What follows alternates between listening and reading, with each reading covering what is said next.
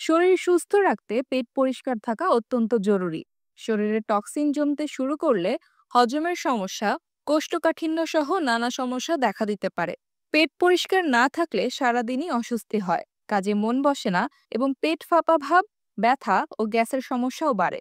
তবে কিছু ঘরোয়া উপায়ে এই সমস্যা দূর করা যায়। চলুন জেনে নেওয়া যাক। গরম পানি, লেবু ও মধু। লেবুতে আছে ভিটামিন সি ও অ্যান্টিঅক্সিডেন্ট, যা হজম শক্তি বাড়াতে সাহায্য করে। অপরদিকে মধু একটি প্রাকৃতিক ডেটক্সিফায়ার হিসেবে কাজ করে। 1 গ্লাস গরম পানিতে আধা চামচ লেবুর রস ও 1 চামচ মধু মিশিয়ে সকালে খালি পেটে পান করুন।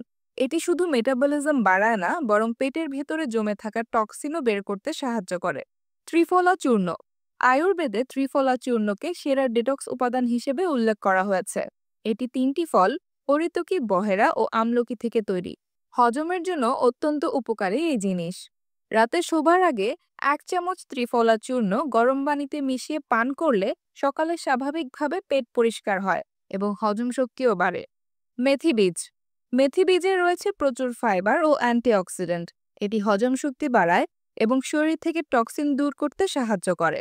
1 চামচ মেথি বীজ রাতে পানিতে ভিজিয়ে রাখুন।